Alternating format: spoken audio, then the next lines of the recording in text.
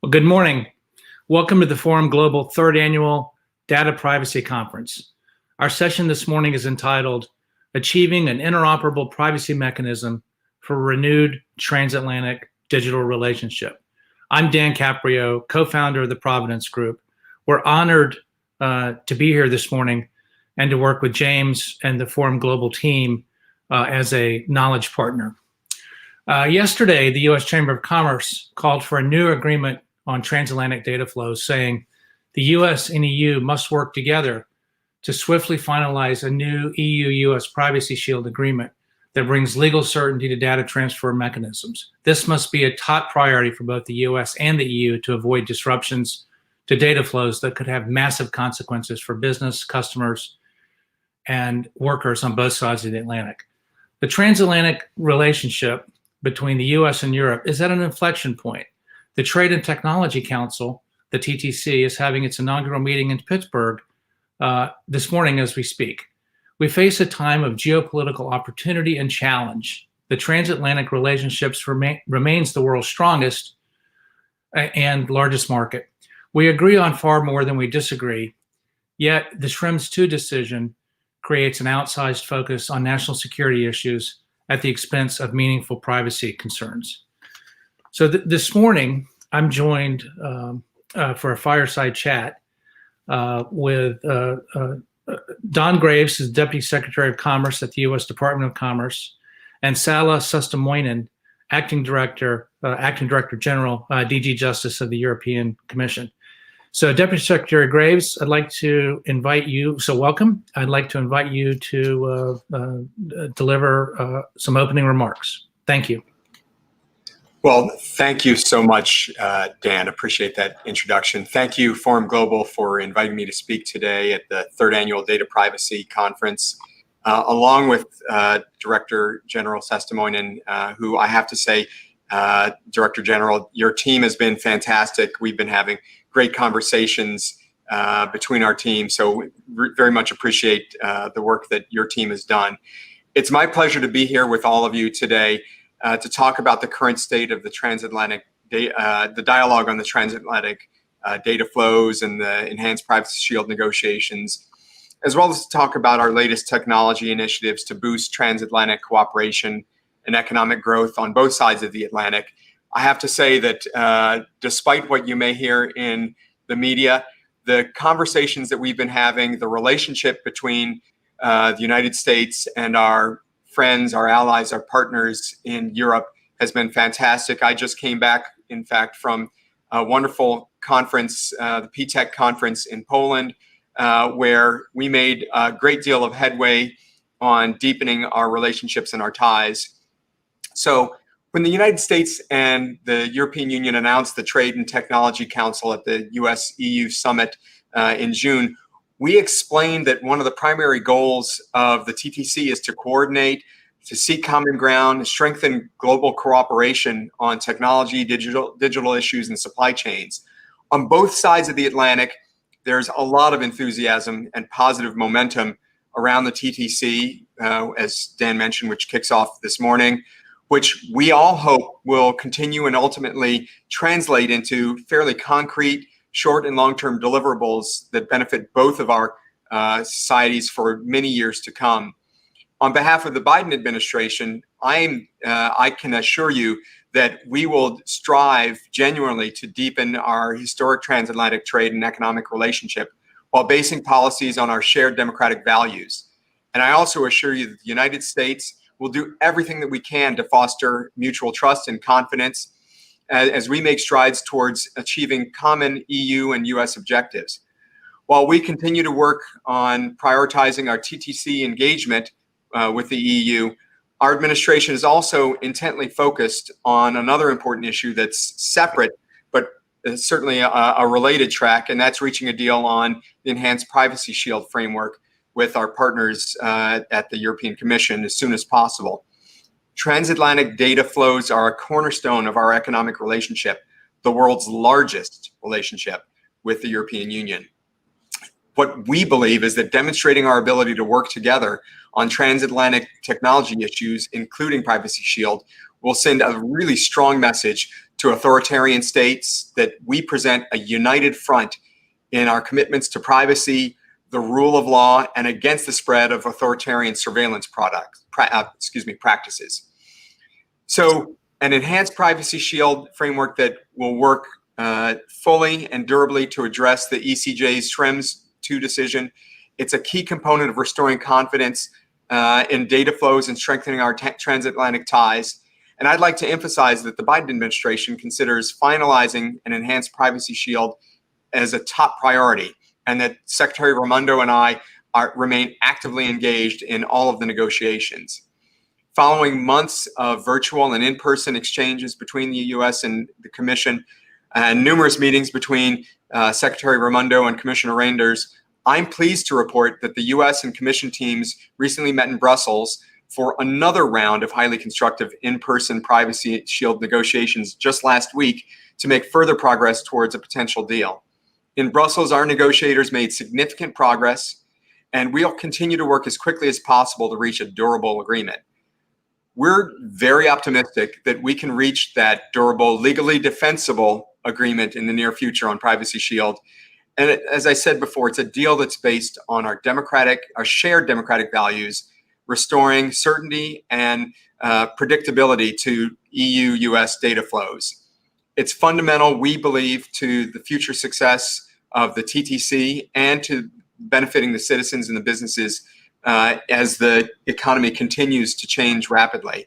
So we expect to get this deal done very quickly, and we need to work together to enable the vital cross-border data flows that underpin nearly every part of our relationship. So I'll hush up there. I've gone on a little bit longer, but suffice it to say, we are very pleased with all of the conversations that we've had to date, and I cede my time to the Director General, who I'm sure will be much more articulate than myself. Thank you, Deputy Secretary Graves. Director General Sestamoyan, welcome, and invite you to deliver your opening remarks. Thank you very much to the Forum Global for the invitation today. Thank you very much already to the Deputy Secretary General for setting a very positive tone to our fireside chat. I'm happy to be there on behalf of the European Commission, and that way European Union, when we are discussing the important topics of the data flows. I mean, that importance is so obvious in our interconnected world that maybe even wouldn't need to be said. When we look how the flows constitute an integral part of the many activities, from trade to the cooperation between public authorities and naturally the social interactions.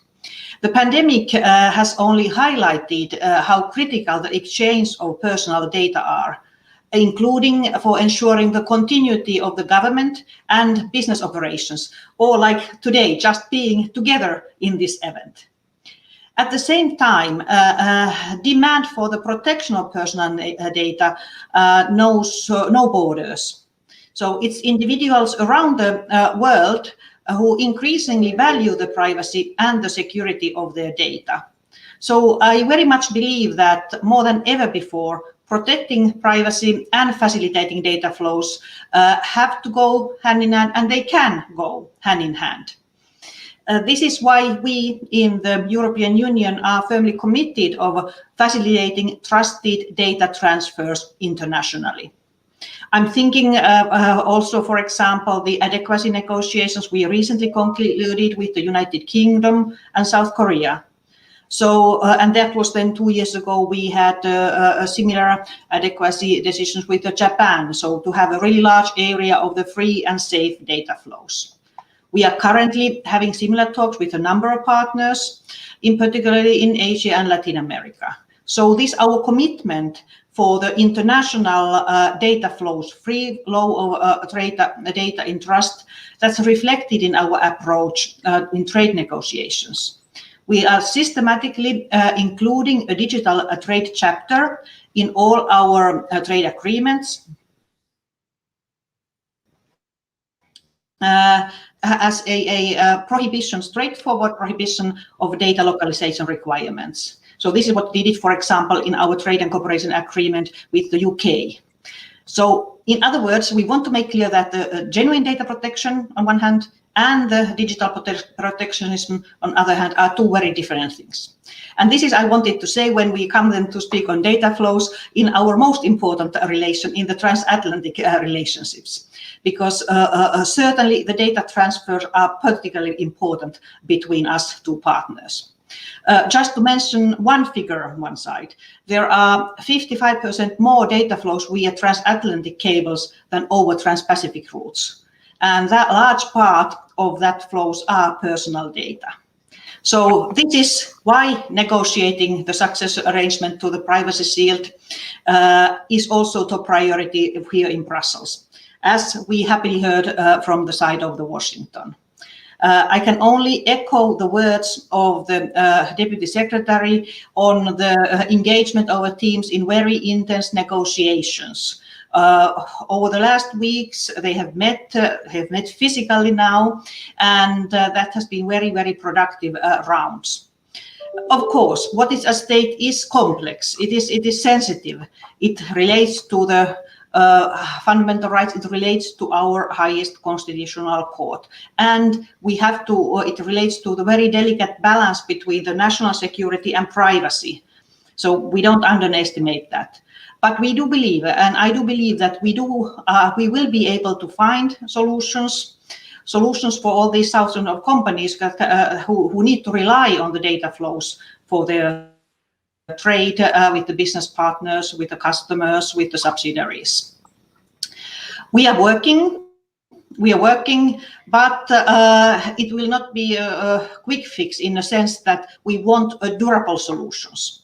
And that is naturally the lesson that we have learned on the couple of previous rounds. So it is a legal certainty that the businesses need. I mean, now when we do it right, and the businesses can then really go on the basis of that revised framework. What is good and what is a good basis is that we do have common grounds to work on these issues between the US and the EU.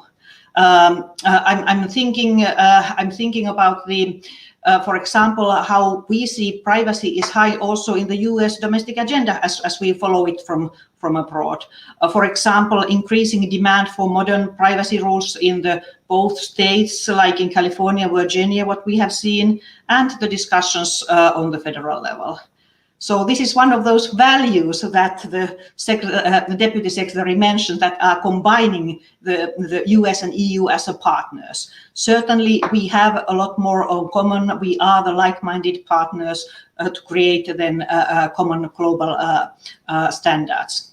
And when I mention global, naturally, we are also following the promising work, for example, at the OECD on developing common principles for government access to data. So we take into account the whole framework. That will help us to create more legal certainty to the data transfers, and it pushes back against such countries that threaten to undermine our values and freedoms. So we have to set these standards together. In this case, for the safe international data flows, we want to make this so that it reflects our democratic values and processes. We want to make that together, and we want to make that in a certain way, in a way that brings the legal certainty to everybody. And so thanks, back to you, Dan. Thank you, Director General Sestamoinen, and thank you for your comments. I'd actually like to ask both of you two questions. Really, the first question, well, because the TTC is meeting today, and both of you have referred to it optimistically, which is positive. What do you hope the TTC will be able to accomplish, and where do you see it leading after the meeting in Pittsburgh? Well, I don't know if the Director General wants to go first, or I'm happy to.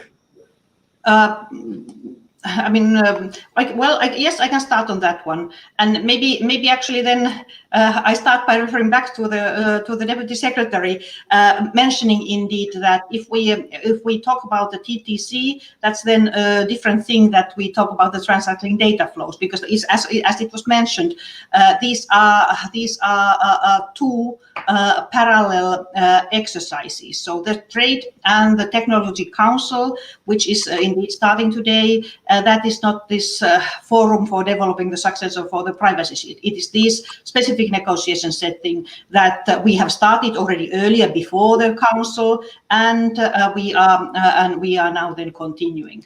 But if looking at the TTC, it is naturally now today is the first day, and it is starting right now. It's actually early days. What I find that what is important there is this willingness of both our sides to have this dialogue, to set the dialogue. Sometimes it is complex topics, but we want to be proactive to find solutions, because that we think it is only then possible together when we have addressed the issues. We have similar opportunities, we have similar challenges in both sides of the Atlantics, and that is requiring then exchanges. I'm mentioning one example from here. So I'm coming from the Justice and Consumers Directorate General, and for example, in the area of the platforms. So we have a number of practical experiences, like the EU Code of Conduct on countering illegal hate speech, or our Code of Practice for disinformation, and then the product safety pledges. So the tech companies, mostly the US-based in these areas, and that's how we can offer our experience on these areas to work with the self-regulation instrument that I just mentioned. So it's important areas that already are in our policy field, and I think that we should seize the opportunity now of the framework of the TTC to exchange information, how we are dealing with them. Thank you. Deputy Secretary Graves, how do you see it? Well, I completely agree with the Director General. The TTC is we expect to be a fairly constructive dialogue between the Commission leaders and the U.S. cabinet members. We expect that there's going to be a fair amount of progress coming out of the TTC meetings that are taking place in Pittsburgh. As I said before, we have broad-based shared goals and values, and we think that there's a lot of common ground here to make progress around a whole range of issues, including technology, digital issues, supply chains, and the like. But those conversations are continuing, and I want to separate out the work that we're doing specifically as it relates to the Privacy Shield framework and the work that we're doing that has been ongoing with our colleagues at the European Commission around coming up with a resolution that helps deal with the Schrems II decision. So I don't want to have these two issues or these two sets of conversations commingled. We're having a lot of different conversations on a whole range of issues, and the TTC, I expect they will have a lot of, as I said, a lot of progress that comes out of those conversations. But our teams, the Director General's team, my team, have already made just a huge amount of progress, and I think that we obviously understand that there's some timing issues that we're all dealing with, but our expectation is that we will be able to get through that in a very timely fashion, and that we certainly appreciate the engagement with the Commission and the issues and concerns that they have raised. They've been very responsive to us as well on the points that we've made on as it relates to Privacy Shield. Well, thank you, Deputy Secretary Graves, and for that clarification. I understand. I think we all understand that reaching an agreement, a new agreement on Privacy Shield and Schrems 2 is outside of the TTC. But I want to turn this question just a little bit. And I know many of us have devoted, entire careers to transatlantic and to all things privacy. But and what are the implications for both economies if we can't reach a decision, or we can't? And both of you have spoken about a durable pact or agreement, a new agreement that would withstand judicial scrutiny. But what are the implications for both economies if we can't reach an agreement? Well, maybe I'll start this time and just say, first off, that's not going to happen. We are, as I've said, we've been in active negotiations with the Commission and expect that we will get this done promptly. And as you've pointed out, we need an enduring solution for Privacy Shield that can serve as that valid transfer mechanism for firms in both the U.S. as well as the EU to make sure that there's robust privacy protections that address the CJEU's concerns in Schrems 2, but also ensures that there's continued availability of as I said, of that data transfer mechanism. This is a huge, economic relationship between between the U.S. and EU, and we are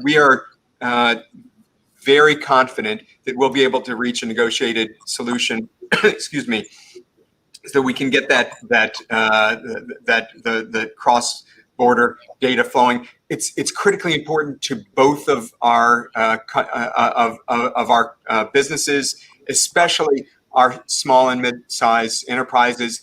We need to make sure that this works. We get it. We know that the Commission gets it. So the answer to your question is it's an impossibility. We will get this done. I'm not worried about that at all. That's music to our ears. Director General System Wayne, same question. Same question, same reply. Meaning that I can only repeat, that is a priority for us. So our hypothesis is naturally that we do find an agreement. I mean, there are complexities. That is clear. That's precisely why our teams are working hard to develop the sustainable solutions. So they are working on that one, and it is also why we need to find a solution. It is in our common interest, indeed, because of the size of our cooperation, to have the solution that ensures compliance with the European Court's requirements. Nobody wants a Schrems 3 judgment. So we have these common objectives. And I can still naturally say that we have been working naturally on also other work streams to already support the situation. We have recently adopted the modernized standard contractual clauses for international data transfers.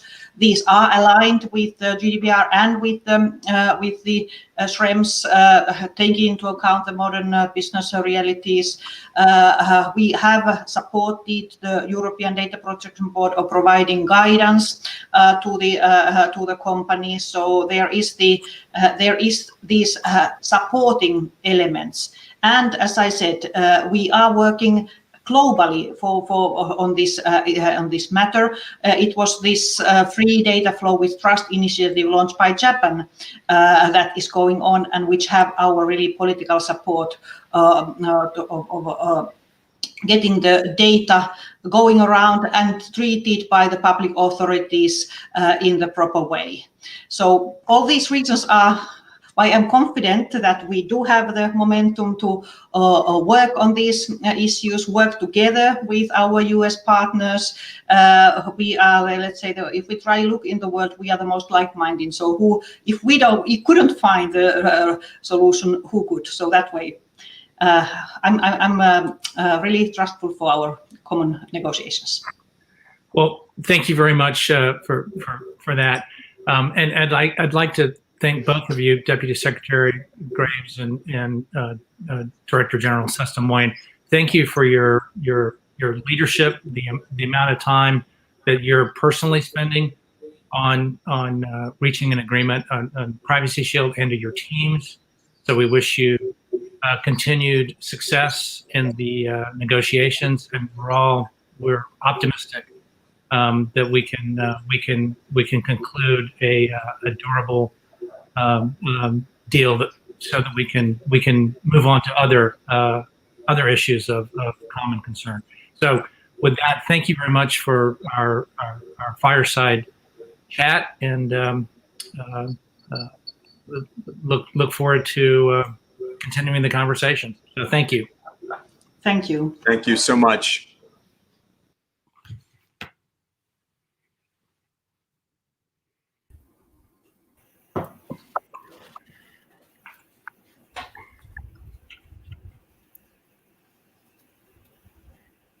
Well, let's turn to our panel.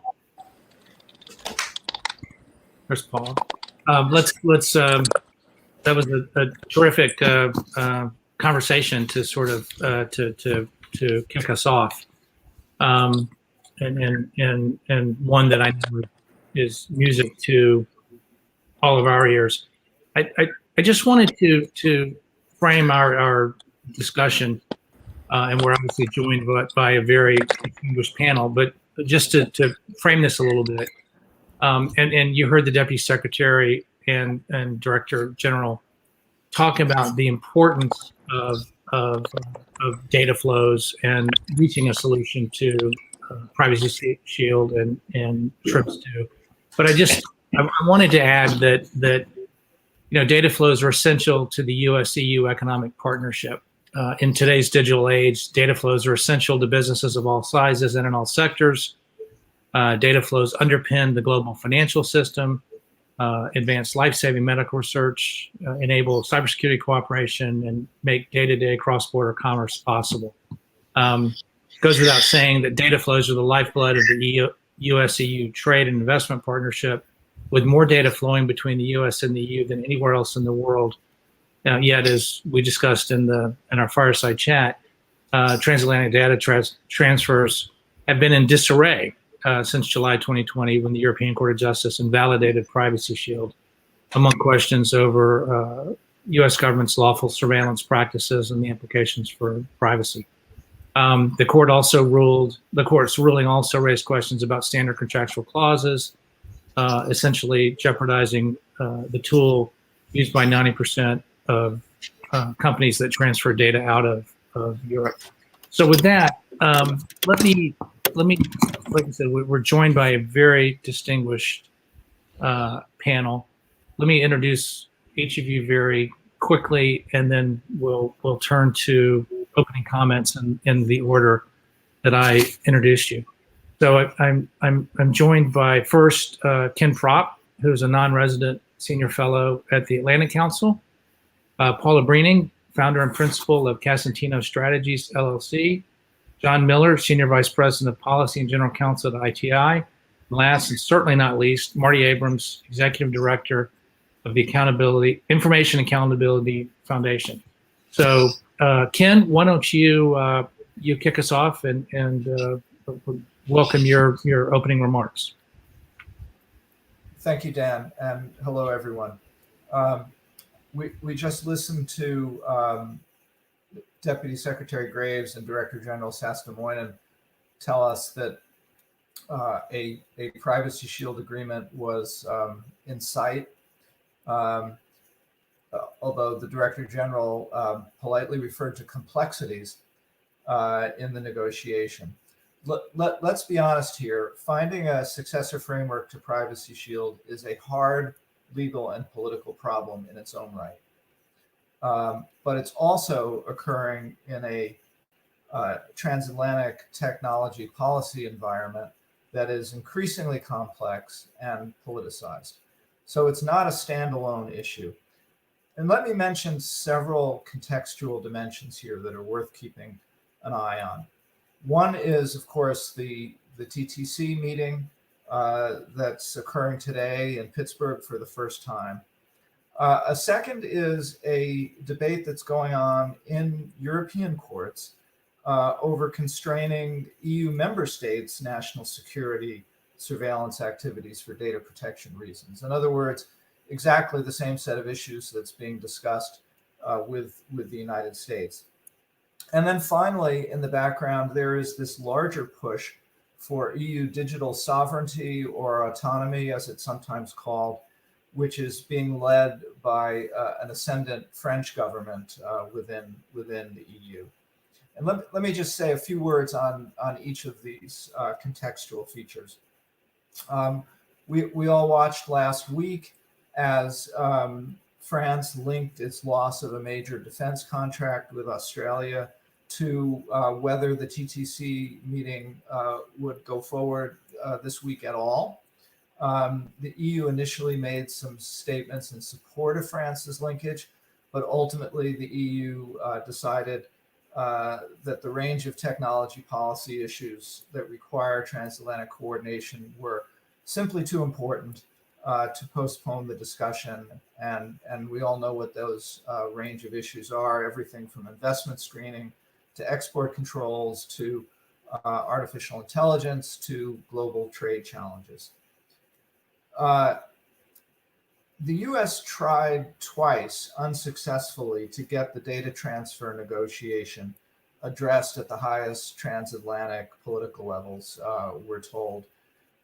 First, during President Biden's June trip to Brussels for a summit with the European Union, and then again in the context of this first TTC meeting.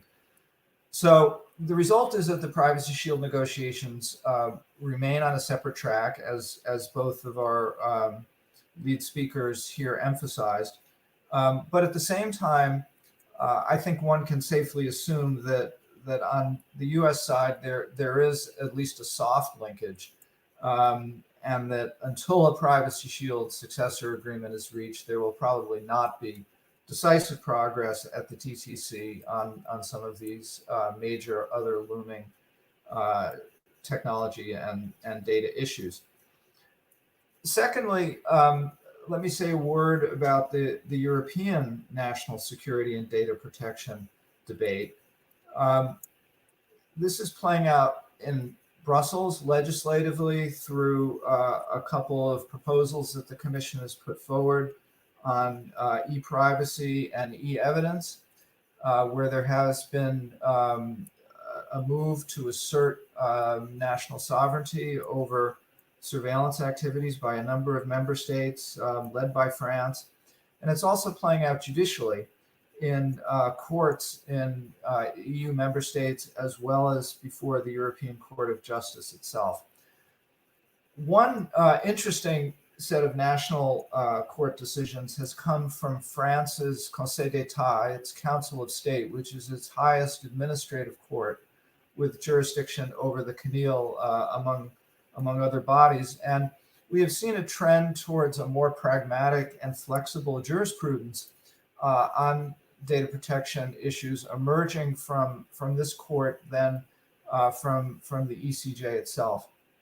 A couple of weeks ago, I had the opportunity for the Atlantic Council to interview Bruno Lasserre, the Chief Justice of the Conseil d'État, and he said very clearly that no court has a monopoly on the interpretation of EU law. He spoke of what he called a rough dialogue, that is to say, not an easy one, that's going on between national court judges and the ECJ on this subject of surveillance and data protection, and asserted that national courts can be more pragmatic and balanced than the ECJ. This is not a frontal challenge to the ECJ, but it is an effort to to nuance its interpretations. And what we have seen from France, as well as from some other national courts, is a greater willingness to engage in explicit risk assessments than the ECJ has done so far. And this has occurred in judgments relating to law enforcement data, health data, among others.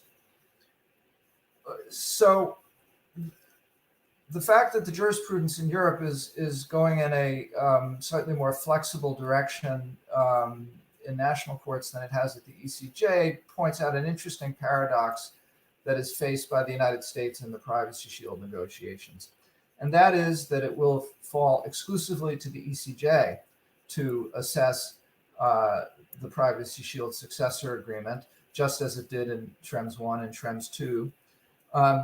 But when issues arise of the interpretation of the ECJ jurisprudence that arise in EU member states, those cases may also go to the ECJ, but they ultimately go back to the national courts for final application to the facts. So what we're seeing now is a series of cases that have gone to the ECJ that have questioned its recent jurisprudence on national security, surveillance activities, and data protection, the successors to the LQDN case. And these are worth watching, because if the ECJ and the member state courts come to a more flexible interpretation there, this may well have implications for the ultimate consideration of the Privacy Shield successor agreement before the ECJ. And then finally, I'd like to just refer to the question of digital sovereignty. We've seen a lot of rhetoric and some policies coming from the EU lately in this direction. We have seen increasing pressure upon cloud companies to localize data, localize the hosting of personal data in Europe. This is not a uniform view in Europe. There are a number of member states that take a more historically free trade market liberal approach. But the dynamics in the EU have shifted on this issue in recent months and years. Germany had an election this past weekend that will not yield a new government for some months. So Germany is essentially on autopilot until then. The UK, of course, has left the European Union. So those are two strong voices that are currently not there in this debate. And finally, France takes over the EU's rotating presidency in January.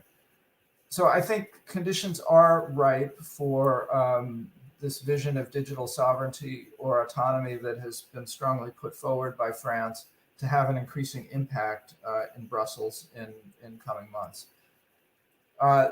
The US government, of course, is monitoring this quite closely. It seems Commerce Secretary Raimondo, during her recent trip to the Baltics, voiced some concern about the trend to data localization in Europe, and one can assume that these concerns will at least be part of the background to the TTC discussions that are kicking off today.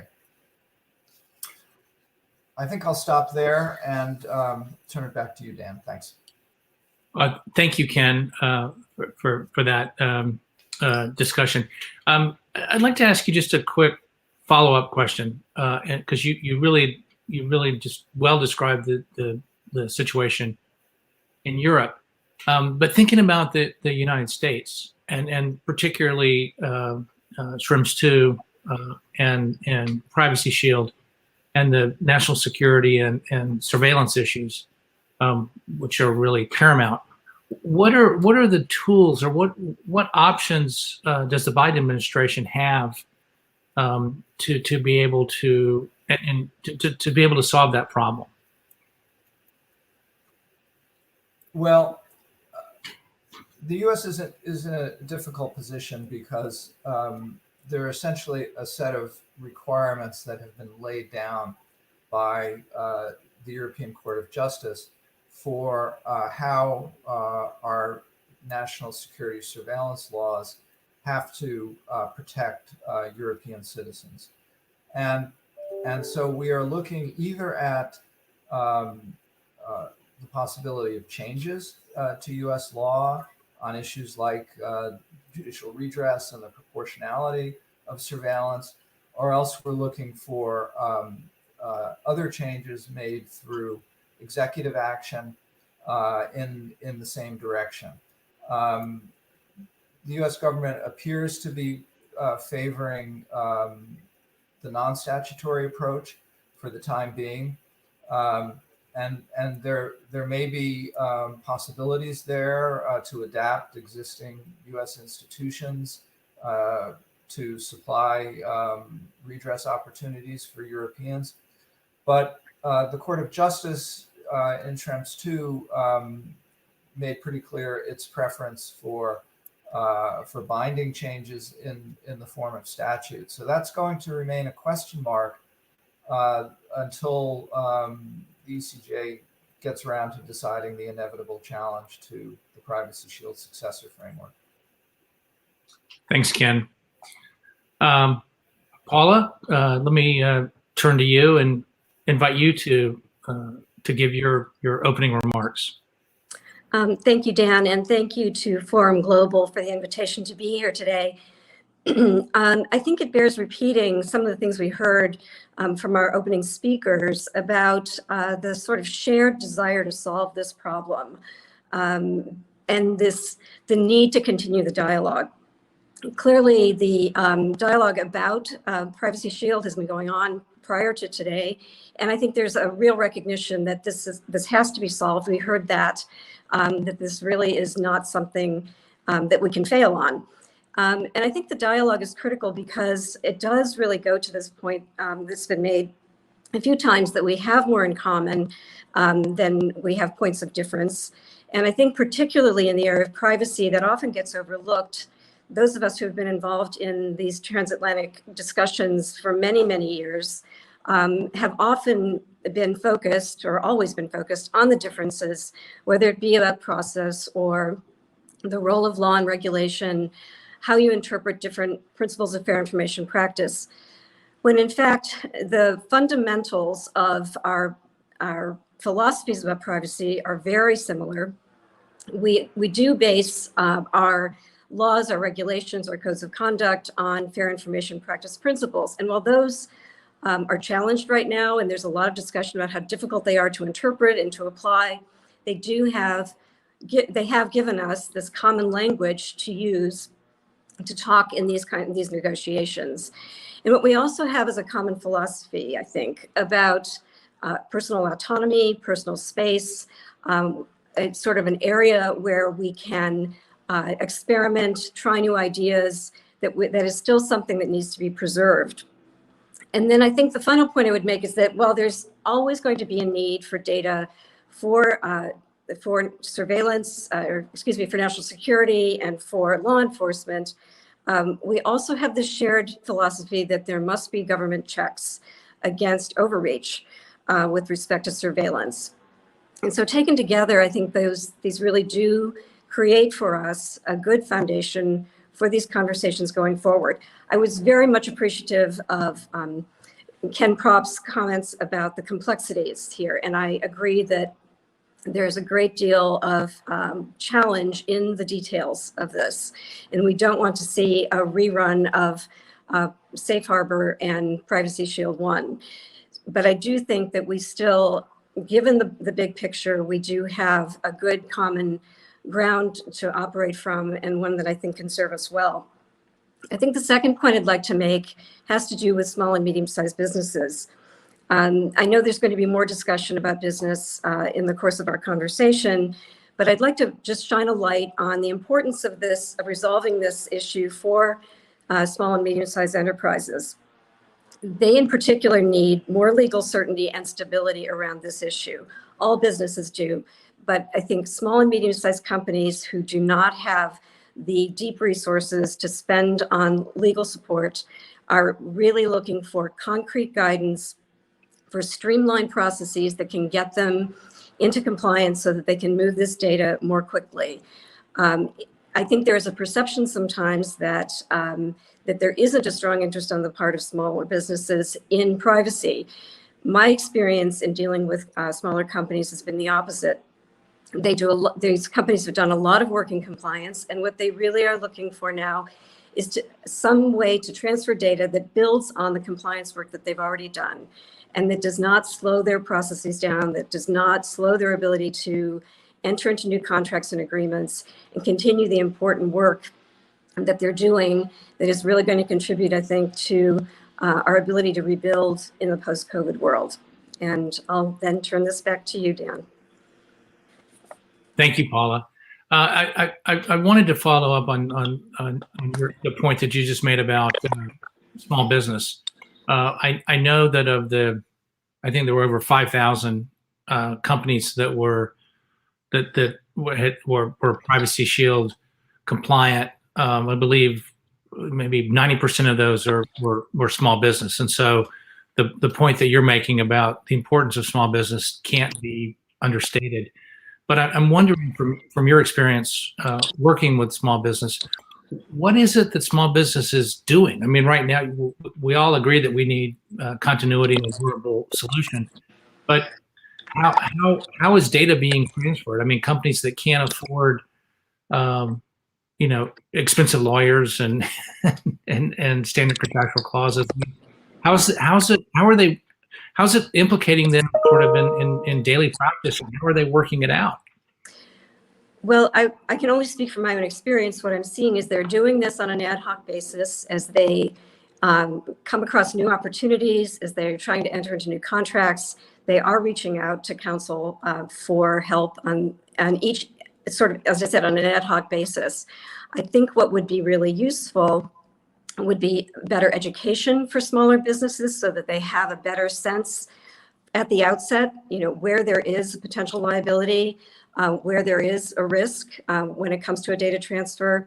I think that providing guidance that is more streamlined, that is easier for them to work with in the first instance, on the basis of which they can make a decision whether they need to call an outside counsel, I think that would be really helpful to them. But what I'm seeing right now is that they're still working to comply. They're building on the work that they've already done to comply with things like the GDPR, but at the same time, it is slowing things down.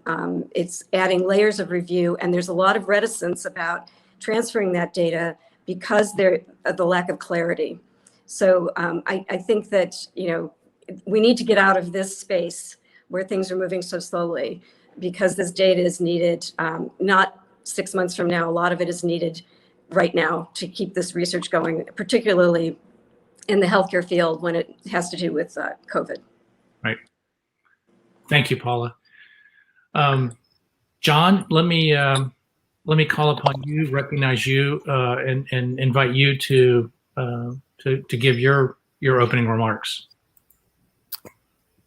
Thanks, Dan, and thanks to Forum Global for organizing and hosting this event. I'm pleased to have the opportunity to join on behalf of the Information Technology Industry Council, or ITI.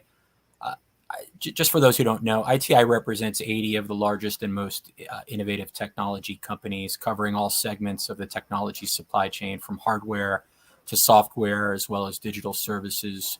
We are truly international and transatlantic, with 25% of our members headquartered outside of the US and all doing business in the EU and globally. I founded and lead ITI's Trust, Data, and Technology Policy team, which includes our work globally on privacy and data protection, security issues, including cyber and national security, emerging technology policy issues such as artificial intelligence, and data policy. So it's a portfolio that comprises all of the issues at the center of today's conversation. Before touching a bit on the Privacy Shield and Tech and Trade Council, which are two of the prominent topics we're discussing here, I do, as well as the OECD process on trusted government access to private sector data that the Director General mentioned. I do want to take a step back and just talk about these three fundamental issues at the center of this discussion: privacy, national security, and data flows. What seems too often lost in many of these conversations, although perhaps not this one, is that all three of these are important, right? Privacy, an important fundamental human right; national security, important as a core responsibility of all governments; and data flows, a concept inclusive of data innovation and digital trade for our purposes, certainly important to business and critical for economic growth as we recover from the pandemic. So collectively, we government, citizens, businesses, we need solutions that address all three of these priorities, not one or the other. I'd also like to highlight that data is increasingly at the center of all these conversations. Of course, protecting citizen data in the context of privacy. There are legitimate concerns about government access to data in the national security context. And when we talk about data flows, the context is, of course, unlocking data innovation and economic growth and digital trade, all of which depend on the ability to transfer data. So, as data is clearly driving the future, including emerging tech innovations such as AI and 5G, it's also driving these policy conversations, not just in privacy policy, but in areas where we haven't historically thought about it, maybe quite so much, such as national security. So, I guess the way that we look at it is that we need solutions to this, as Ken acknowledged, complex set of issues in all three of these areas, not just one or two. And I guess I would suggest that is why some of the so-called solutions that have maybe been considered, such as data localization, that endeavor to solve for one problem, but at the same time kind of create other problems or undermine these other important interests, are really not the answer. So, how do we optimize for national security and privacy? How do we stabilize, and protect privacy and stabilize data flows and innovation, or all three of these things at once? Governments don't have the luxury of sacrificing one or the other, and in our view, they shouldn't have to. And I've heard a lot of promising optimism already during today's session about focusing on identifying the commonalities between our political systems rather than getting caught up in the differences. The U.S. and EU may have different political systems, but certainly the U.S., EU. All EU member states are democracies that share many common values with each other, including privacy values. And so we certainly need to pursue, policy solutions that balance all three of these key interests and have, the common kind of a common solution in mind to address all three. And that really leads us to Privacy Shield, the Tech and Trade Council, and the OECD. And I know we're going to talk more about all three of these things today, but just say a couple of quick words about each. Just as privacy, national security and data flows are important, so are advancing a new transatlantic data flows agreement as quickly as possible, ensuring a successful TTC, and making progress at the OECD on trusted government access to private sector data. All three of these mechanisms provide reason for optimism because all three are grounded in identifying the commonalities between the EU and US, and ultimately, in the case of the OECD, between other participating countries such as Japan and Australia as well.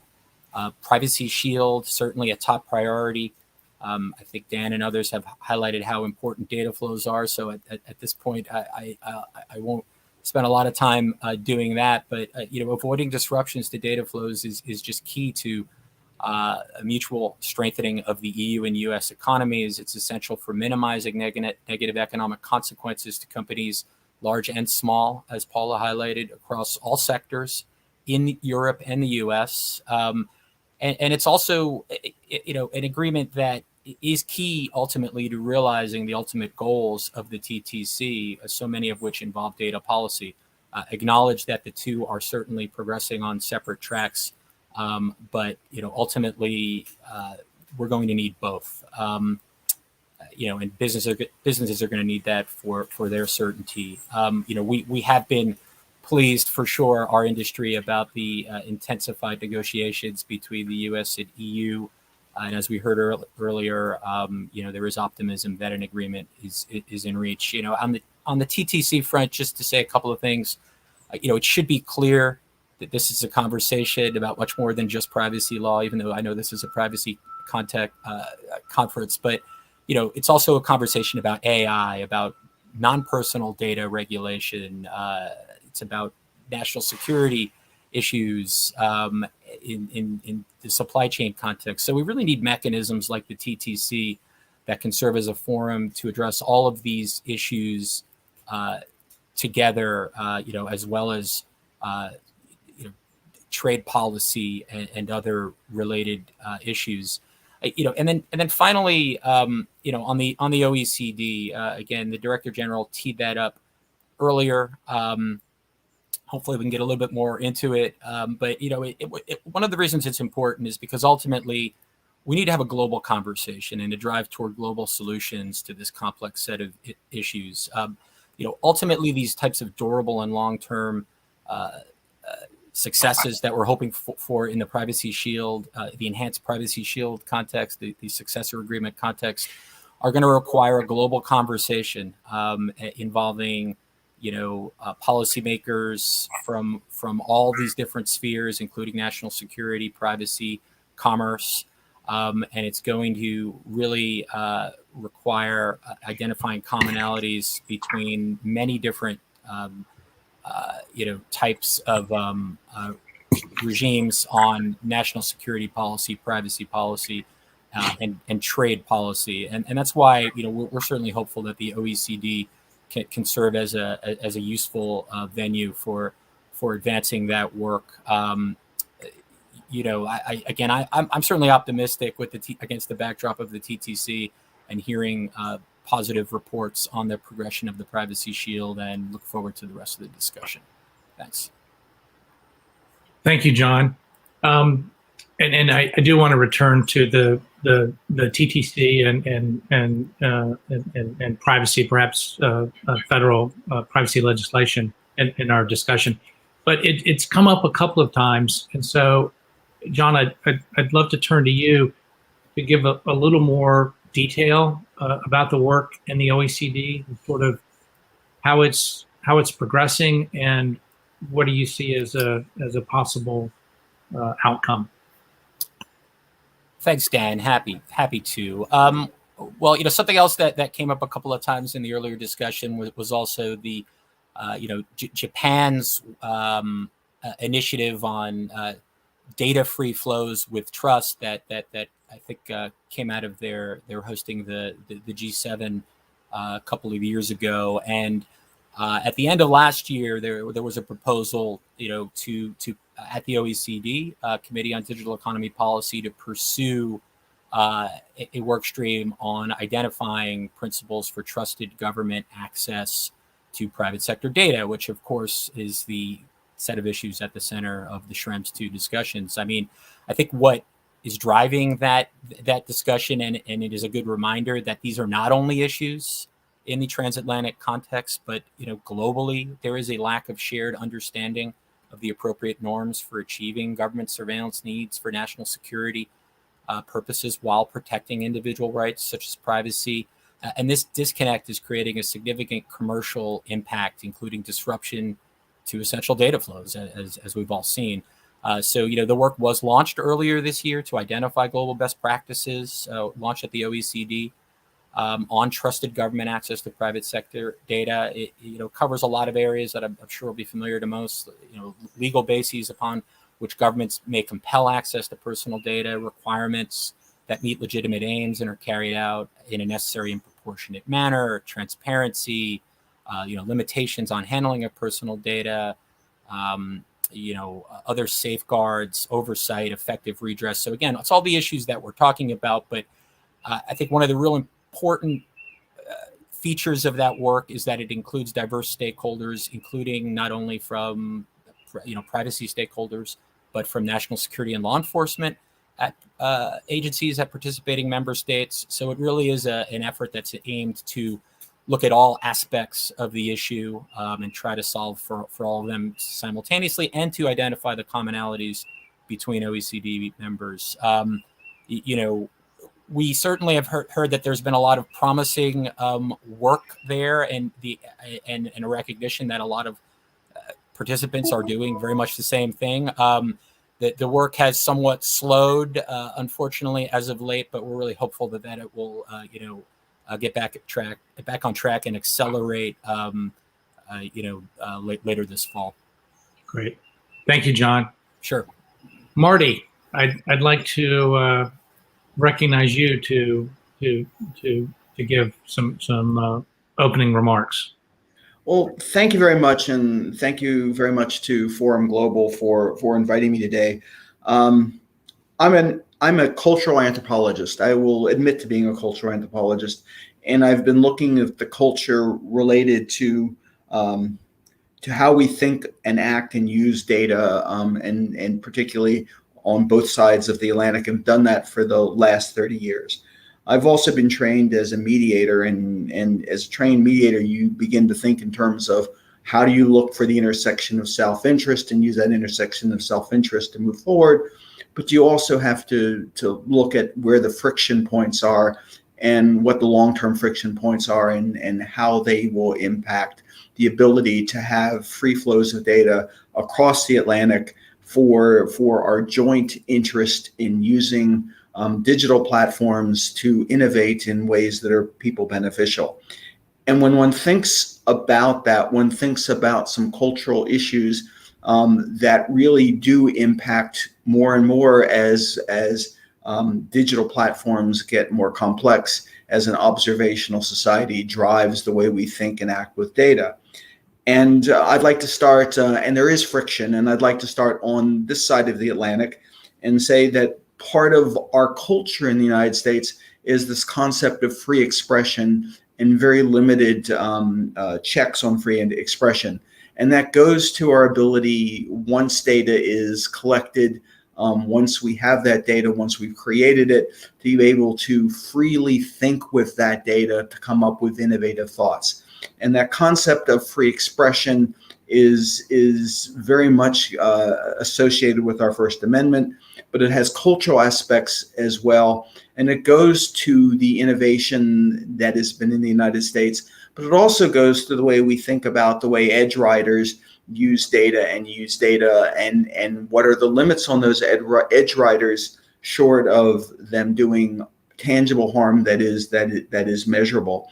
And in many ways, for us to find a way to have conversations about the free flow of data for digital innovation, we in the United States have to wrestle with the way we balance the interests of individuals when data is used, and the interests of the organizations that are using data to innovate. And that's a challenge for us, and it's a challenge to find a way to make our systems interoperable with the systems across the ocean. At the same time, across the ocean, we do have issues that are cultural issues that are deeply ingrained, that at some point become a friction point in this discussion. And they go to this concept of being free to think with data.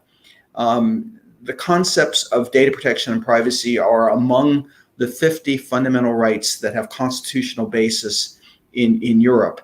And the use of data, the free use of data, it relates to all 50 of those fundamental rights, but they're most focused on the right to privacy and the right to data protection. And the right to privacy and data protection very much are based on this concept of individual sovereignty, of the individual's ability to have control and to have knowledge to be able to exercise that control. And as we've seen the implementation of the law in Europe, it's very much emphasized these procedural rights that go to this concept of individual sovereignty. So it's the right to object to the use of data for knowledge creation, and that in turn impacts the ability of organizations to freely think with data. And it goes to the fact that not all processing is the same, and how do you reconcile this issue of all processing not being the same when individual sovereignty is so much in play as part of the discussion. And that leads to this question of, if people truly can't understand the complexity of data science, then how can they possibly object and exercise their rights? And does that mean that we then have to abridge data science? And data science is the starting point of this innovative use of data. So at the end of the day, we have this challenge in Europe that's being recognized in Europe as well, of how do we begin to think about the risks related to not being able to use data for thinking with data in order to drive innovation. And much of that was illustrated is in terms of research related to COVID-19 over the last year and a half or 2 years in Europe. So we have these cultural challenges. We will resolve these cultural challenges, but we need to recognize these cultural challenges in order to move forward on the types of issues that are being discussed in Pittsburgh this week. Thanks, Marty, and thank you for that overview. You mentioned, and I know you've done a lot of thinking and a lot of work in Brussels, particularly around GDPR, and the notion of GDPR being risk-based. But it seems as, I'd be interested in your thoughts.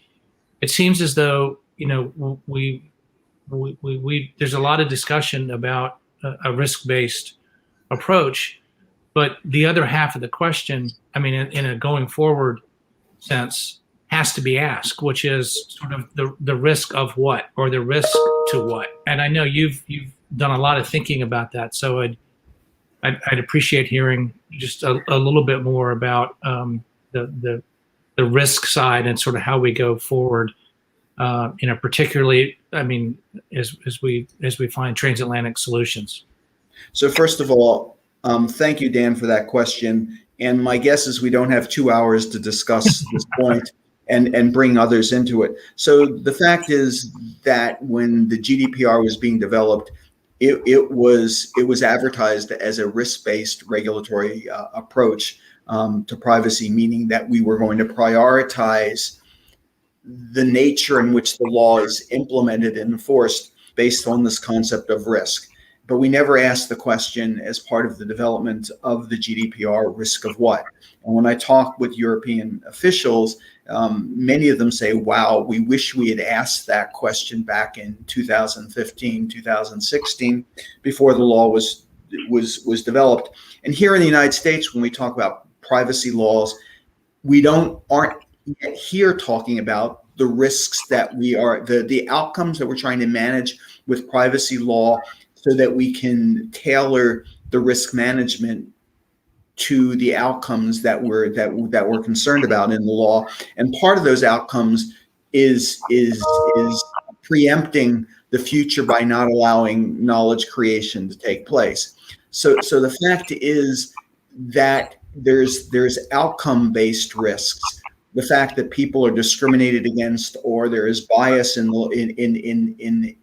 algorithms, or that people do not get credit or do not get an opportunity to go to college because of the misuse or the misprocessing of data. But there are also procedural risks, and those procedural risks are important. The procedural right to understand, the procedural right to be able to object, those are incredibly important. But one needs to find a way to balance those risks so that, for example, that they are attuned to the type of processing you're doing.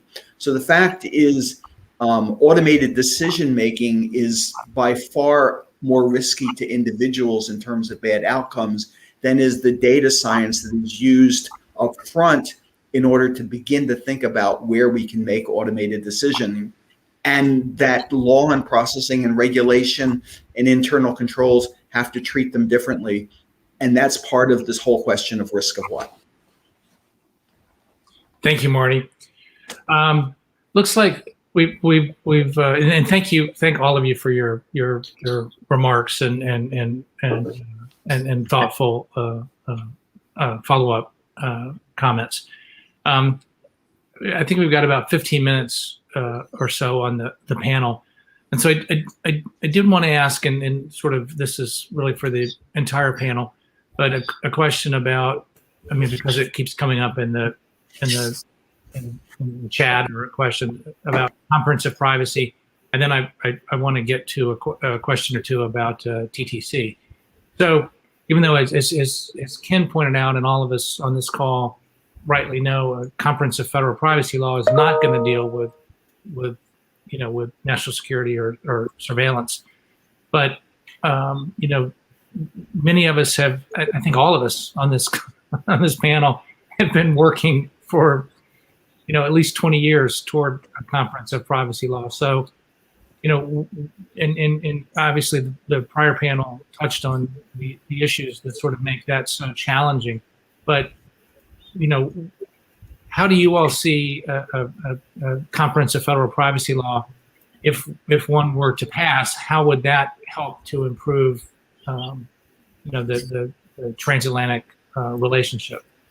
So maybe I'll kind of throw it open to anyone, but Marty, you seem to kick off. Be anxious. Yes. So the fact is that we need a privacy law in the United States has to look at the concepts of what processing is legitimate processing and how do we govern that legitimate processing. And I can see 11 different types of legitimate processing. European law includes 6. If we just focus on individuals being able to object to processing or objecting to the sale of data like we see in California, or we say that there should be risk assessments as we've done in Colorado, but don't describe what are the risks that we're trying to be assessing for, then we're really not going to make progress on a law that allows us to get into a discussion with our other trading partners, including Europe. So the fact is that we need to approach the legislation from the perspective of what are the outcomes that we are trying to deal with in the United States that would be better if we actually had good quality privacy law in effect. And I would say that to get to the point of being able to negotiate with Europe and having it have any effect, we need to go through that process of saying, what are the outcomes we're trying to manage? Let me add just a comment on the international dimension here. I mean, Marty has said the U.S. needs to get it right, and that perhaps it hasn't been such a tragedy that we haven't adopted a comprehensive privacy law so far. But the fact of the matter is that the long time process has been a real problem in the transatlantic relationship and more broadly. With China's adoption of a privacy law, with other countries like India approaching the adoption of a privacy law, the U.S. is almost unique at this point in not having such a law among major countries in the world. So far, that sort of dubious status has not had an impact in the debate in Congress, as best I can tell, but it will matter, at least as a background consideration to how the Privacy Shield is received by the European Court of Justice. And it will certainly matter if a broader discussion on a multilateral basis occurs.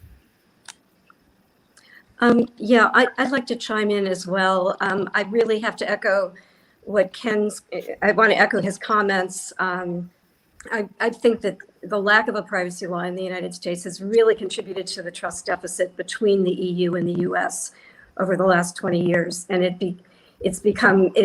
has been a flashpoint that I think has slowed down our ability to solve other more complex problems. I think it's also, in thinking about Marty's comments, we are going to have to address, this new world of data in whatever privacy law we come up with in the United States. But I think that it's going to be important that we still harken back to basic, commonly recognized principles so that we do have something credible, we do have something that's recognizable with our trading partners, and also something that is interoperable. And I don't think that what Marty's proposing and what I'm saying are mutually exclusive, but I think both elements need to be kept in mind as we go forward. And if I can just jump in on this one too, really quickly, certainly agree with all of my fellow panelists' comments. I guess to those I would add a couple of other reasons why it's important. Certainly in the longer term and in the bigger picture, right? I mean, we on the one hand we know that the Schrems court, the Schrems 2 court did not really touch the commercial aspects of Privacy Shield, but it doesn't mean that a privacy law is not important. And I can think of a couple of additional reasons. I mean, number one, one of the realities of the GDPR is that a lot of these other laws that have now come online, include many features of the GDPR, including the adequacy type requirements for the transfer of cross-border data. So, I mean, the U.S. is soon going to need to be negotiating adequacy agreements with other trading partners in all likelihood, and having a privacy law just provides a much firmer, common basis for those discussions. And then also if we look at some of the other issues that we've been talking about today in the TTC context, such as artificial intelligence and all these other issues involving data, if the U.S. wants to lead with the EU a conversation globally on what forward-looking policies look like here, it's hard to imagine doing that in the long term without having a federal privacy law on the books. So it's certainly a priority for the tech industry to get that back on the fast track. Before we leave that topic, I just want to suggest that privacy law is not finished and stable in any jurisdiction. The GDPR was enacted to be a law that's in place for 20 years. There are issues around knowledge creation that have been raised in Europe. There are issues related to knowledge creation that are part of the consultation taking place in the United Kingdom. There are changes in law that came apart in Singapore that are now being considered in jurisdictions like Canada. So yes, we need a U.S. comprehensive privacy law, but just please don't think that the laws in these other jurisdictions are stable, because there will be changes in them. It's a great point, Marty. And, there's nothing to say that the U.S. can't develop a more forward-looking law, even, and a more evolved law than we have in some of these other jurisdictions. Thanks. Right. But thank you, Marty. Point well taken. John just alluded to a question I'd like to ask everyone, sort of a TTT question around sort of, and part of that I asked in our fireside chat is sort of, where do we go with the TTC? And I know that the TTC documents a lot of discussion of artificial intelligence and 5G. So I'd welcome your reactions, or around what would I mean, right now in this panel we're talking about interoperable agreements to fix Privacy Shield, but what would, in the TTC context, what could an interoperable agreement look like in artificial intelligence? And the second part of the question, if anyone wants to take it, is 5G. But love your thoughts about where we could go, because it's the artificial intelligence is, we have some legislation that's been proposed in the EU. It's a new area. So what do we hope to accomplish in the TTC related to AI? I can take a first shot at that one, Dan. Let's remember that the TTC is a policy coordination forum. It's not a trade negotiation like TTIP, for example. Right.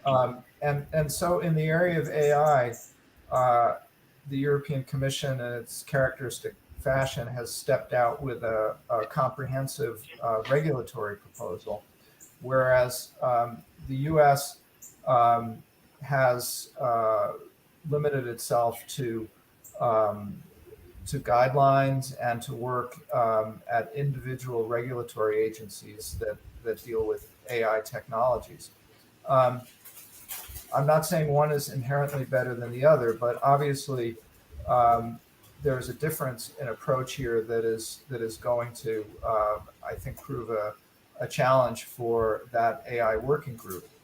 That said, I think there is the room for discussions that can illuminate commonalities in deciding, for example, which technologies are higher risk, which are lower risk. And those commonalities may eventually yield benefits in terms of conformity assessment, mutual recognition agreements, or other types of cooperation. So I think there is potential here as long as one realizes that we're not going to necessarily end up with uniform legislative approaches in both countries. I'll add to that as well. I mean, I think Ken is right, and I mean, I guess the way that we look at it as is that the TTC really it's not so much coming to agreements per se, such as in the Privacy Shield context, but rather it's a forum and a dialogue for promoting and identifying compatible approaches to these issues on economic, national security challenges, technology challenges, and artificial intelligence is a great example of that. I mean, I think it's our hope of looking at the EU and the US as together representing 40% of global GDP, and thinking that if we can align on these key technology policy issues, it can hopefully serve as an anchor for policy globally. And I think one of the most promising areas, and it's one of the dedicated working groups under the TTC, is in the area of standards development, and that's really going to be critical, right? So developing and relying on global industry-driven voluntary consensus standards in areas such as artificial intelligence. If we have that as the foundation, even if the approaches somewhat diverge, they should at least be compatible and provide pathways for advancing these issues globally. So there needs to be creativity in these discussions. So the fact is that the proposed AI regulation in Europe begins to isolate areas where there is risk to people in the application of AI. What's interesting is some of them were areas that were identified in the Fair Credit Reporting Act here in the United States 50 years ago.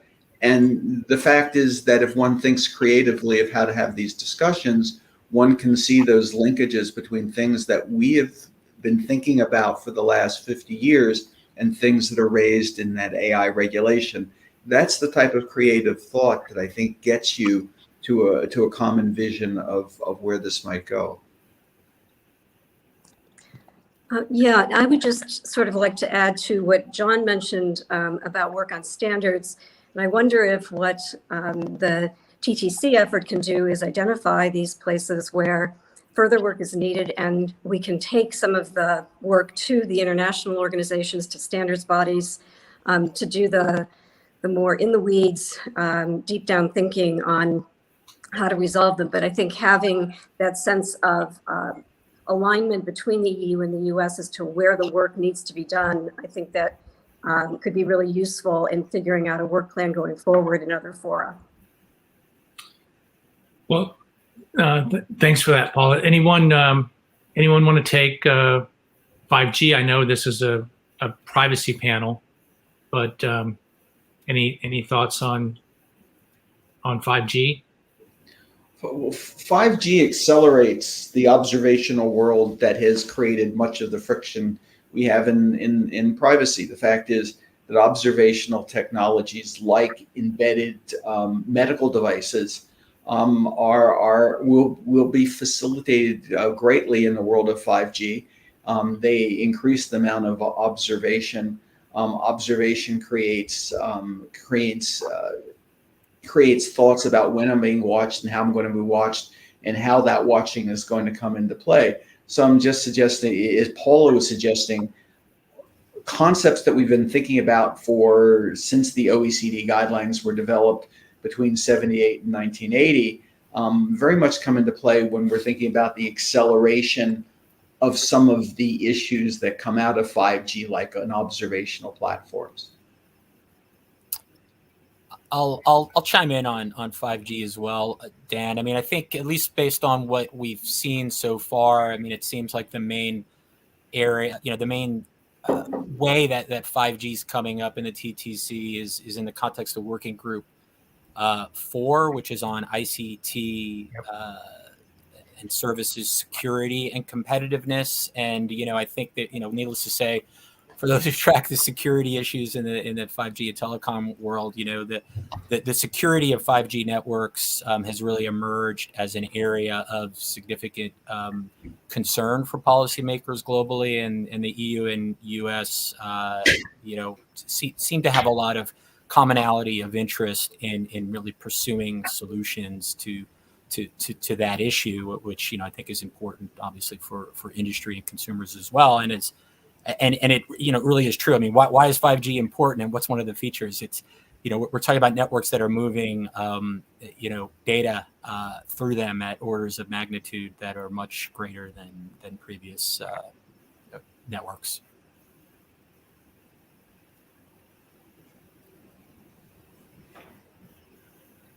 Ken, do you? I see you're unmuted, but do you have a concluding thought on 5G?